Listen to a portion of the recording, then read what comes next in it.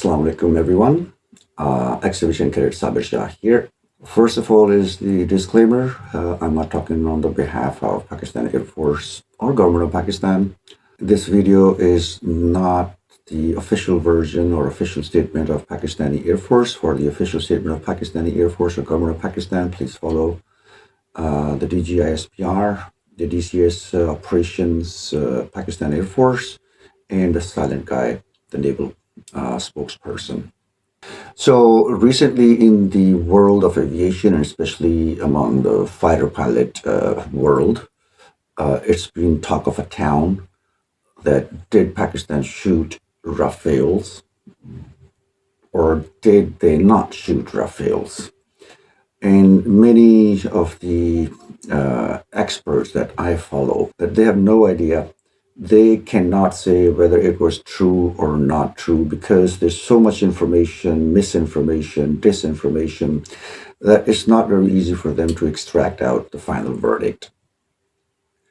Pakistan claims to shoot 6 of the aircrafts down. By the way, now the reports say that by the Indian media that it's the number of the aircraft during the 7th of May aerial combat is 7. Because we never claimed about the Mirage 2000, but one of the Indian media outlet reported of downing of a Mirage 2000. So now we have 3 Rafales, 1 Sukhoi 30, 1 MiG-29, 1 Mirage 2000, and 1 UAV. Now, why I'm including Mirage 2000, so I will just address Mr. Sajjad Haider Nosy, Air Commodore retired. He passed just a few months ago. May his soul rest in peace.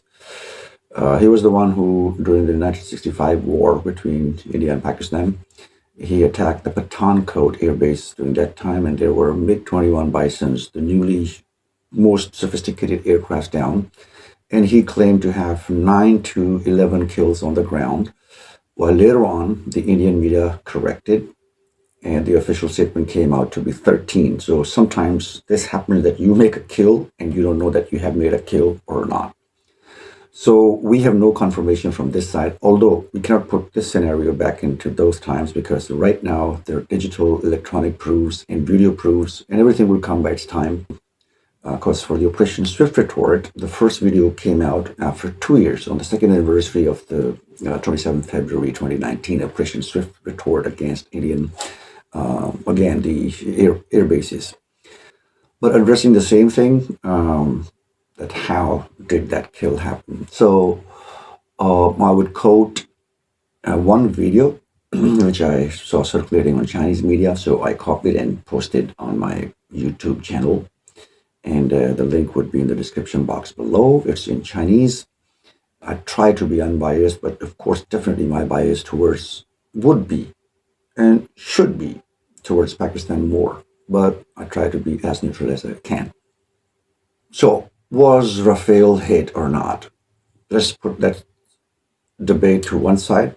There are confirmed kills on ground and by the international media outlets, CNN, and many other have reported that at least 2 of the Rafales have been shot down. So right now I'm watching many of the news, many of the YouTubers, the experts on YouTube, their videos, and like the French guy, ATE Chouette, and he had no idea how could that happen. And eventually his bottom line was that he agreed to each and everything what AVM Aurangzeb, Air Vice Marshal Aurangzeb, the PAF spokesperson, by the way, C.W. Lamont in his podcast with 2 other pilots, he said that he's just the spokesperson. No, sir. He is a Dassault Mirage 5 professional pilot with Red Wing and Red Crescent, which means that he has more than 5,000 hours of flying on a certain aircraft. That's how you get your red wing. Initially you get the white one, then it turns to blue, and then it turns to red. Red means the peak of flying hours.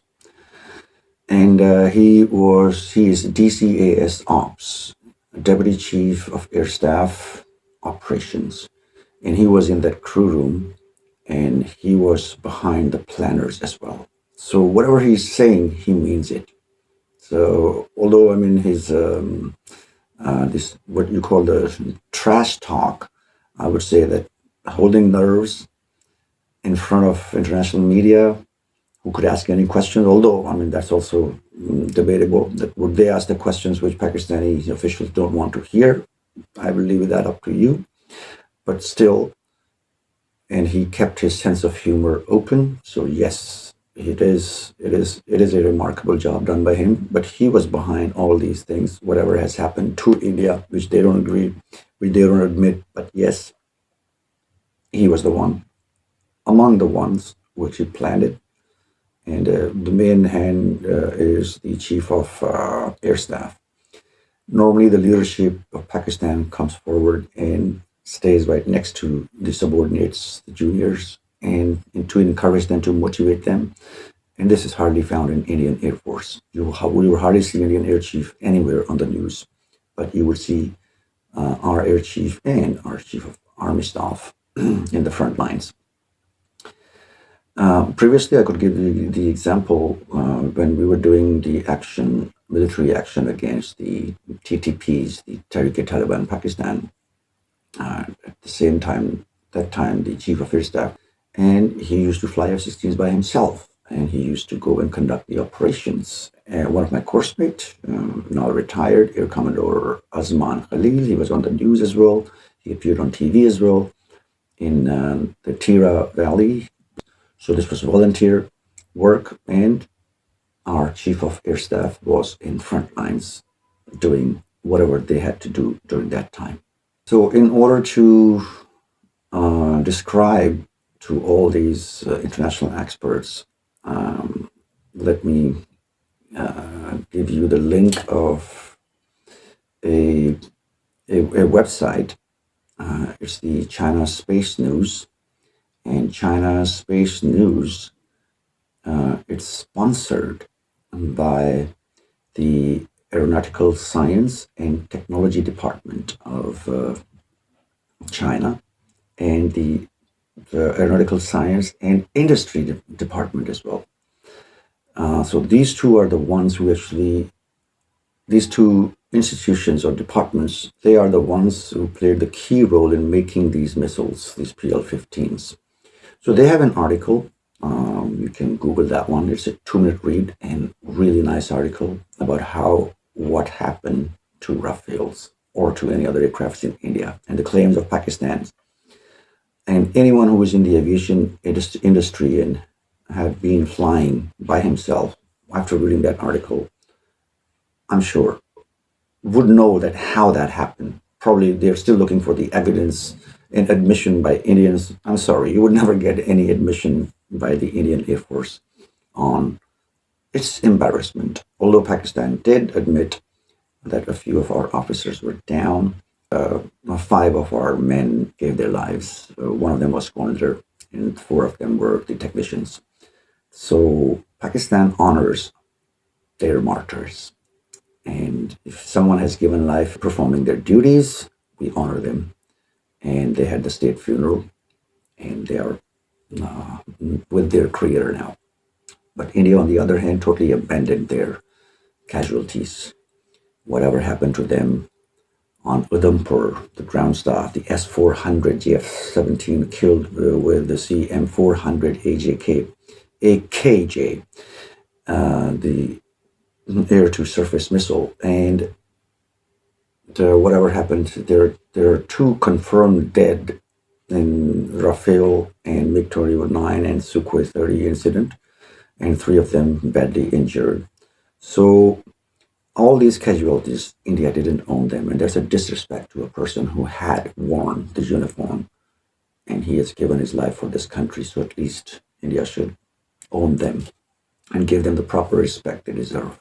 So in this article, the heading of the article is, it's as easy as ABC. Oh, yeah, that's the heading of the article. And the terminology used is, it says that locked by A, launched by B, and guided by C. Now, what does that mean? If you go back to the traditional dogfights, the orthodox dogfights among the airplanes, when you could see two airplanes two aircrafts trying to kiss each other, literally. I mean, with their noses locked to the tails of the front aircraft and trying to be on their back. So that was totally visual. That was A, locked by A, launched by A, guided by A. But the Americans, after getting these walks into the systems, then it was launched by A and guided by B. So once the missile is fired from the aircraft, it's guided by the AWACS and then landed onto the target.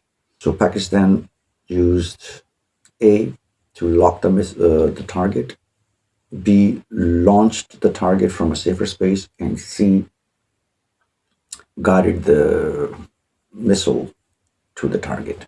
There's a video also, as I mentioned, is circulating on the internet, and I posted, and the link is in the description below. I will just post the link in the comment section and pin it, so you can just go and read the article, or you can just Google it. It's as easy as ABC and China Space News, and you will get the article on top.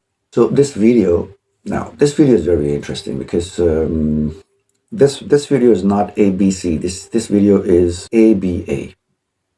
Like Pakistan used ABC.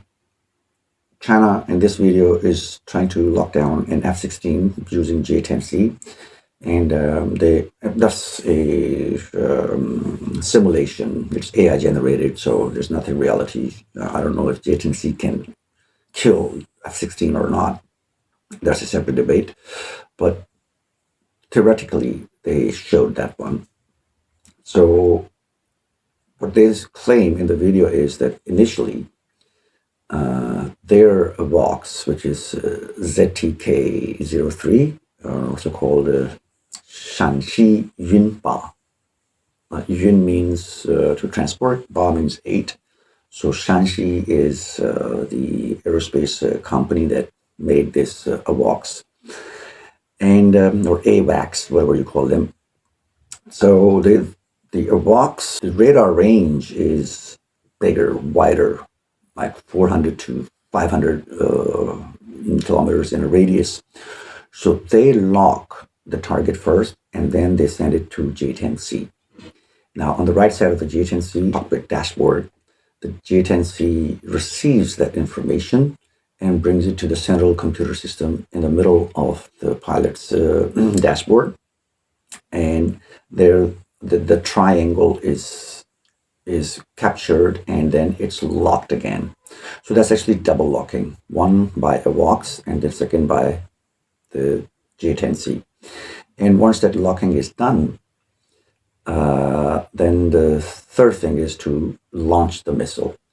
And as soon as the missile is launched, it uses its solid fuel, and it gains a little bit of height to have a better projectile and to have a better location of the target. So if the target is at 30,000 feet, definitely it's going to go higher than that one, depending on the target's height. So if the target is at 10,000 feet, it doesn't have to go to 40,000 feet, so it will save some fuel. But once it acquires that certain position away from the target, the engines stop, and it uses inertial trajectory and glides towards the target. And that's when the Chinese at DK-03, the AWACS of Chinese, which Pakistan has, by the way, they take over the system again. And right at that time, the J-10C, it turns back to its stealth mode and clears the area. So now J-10C has nothing to do with that missile anymore. Now it's this time of AWACS to control it and guide it towards the target, which it has initially locked already. So even the target is moving, when it's locked, that things still go towards the target. So after the glide phase is over and AWACS has taken control of the missile, what it does is it gives it final heading and let the missile go towards the target. So once the missile is towards the target, at that time it starts to burn its remaining fuel and to gain the speed, and that's where it reaches up to 5 Machs. Now, during its final trajectory towards the target, the internal radar system of PL-15 also starts to work. So that's the double integration, that it's not only using its own radar, but it's also assisted by AWACS on top. So if one of them fail, the other one is still going to work. So that's a bypass system, or that's a fail-safe. So if they're on the same page, they're synchronized, and that's what's called the integration. If they're integrated with each other, they're going to give the same signal, the PL-15 and AWACS, their radars. If they're on the same page, definitely they're going to go and hit the same target. So even if one of them is different, well, the AWACS has the ability to control the PL-15E extended in this case. So this is what has happened to the French aircrafts. Now, French are being a bit reluctant. Of course, it's an embarrassment for them. So I hope that this video is going to clear the remaining queries about how this happened. So these planes were shot down somehow. Okay, I would just say somehow, although after explaining how they were hit, there's no ambiguity left. There's no confusion left. That's what has happened. Pakistan uses, as I said, that China uses ABA, means locked by the AWACS, launched by J-10C, and then guided by AWACS. Pakistan has the Saab 2000s Hawks, and they can do the job even from the ground because their radars are much capable of doing that. And then we have two kinds of AWACS, ZDK-03 that China has given us, and then we have the AWACS called ARI.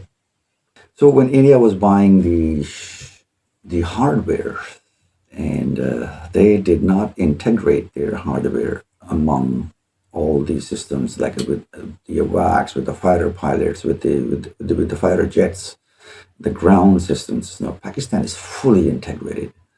And the next step is going to be the drones. And once the drones come in, then we won't even need J-10C to do something. So imagine that. Pakistan is thinking about going beyond. And India right now is at the step where they have to integrate their own defense system. What happened in 2019, if you Google it, you would see that during the hot war time, India shot their own Mi-17 and killed one of the senior-most officials in a helicopter crash. Because their missiles, they don't know. They see anything in the air, they're going to shoot that one. Pakistan is different.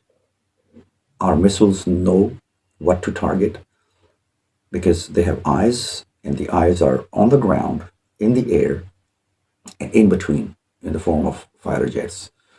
So if a missile is being controlled by at least 4 of the authorities, right, by the Saabs, by the AWACS, by the KF Thunders, and there's one more kind of radar, and all of them are giving, through satellites, the data link is the same signal coming towards whatever is guiding that missile to go into the target, and everything has the same signal, the accuracy would be 99.99999%. But this war, which has gone up to a new level of BVRs, beyond visual range missiles, is scarier. Because you don't need to, get into the airspace, and yet you would achieve your target. And that scares the people who are in charge there. And the same is the case with us. What if India gets the same technology, and then Pakistan, what's Pakistan going to do? Well, we are well prepared, and we are a few steps ahead. So let's see what this new version of war is gonna, this is gonna make new inroads to the jet fighting era. that now, see, the longest kill Pakistan made was 189. Last video I said 140 kilometers on basis of my own assumption. But now the new data given by Pakistan Air Force that the Batinda Rafale was 89 kilometers into the airspace of India from the border. And Pakistani J-10C was 100 kilometers in. So 100 kilometers plus 89, that's 189 kilometers away kill. And I mean, PL-15, people say it's 150. So as I mentioned earlier, no, there's PL-15 extended, which is beyond 300 kilometers of range. And through the system, which I mentioned just now, very clear that how it finds it kill and makes that kill. So first look, first shot, first kill. This is Pakistan Air Force. Thank you very much. Allah Hafiz.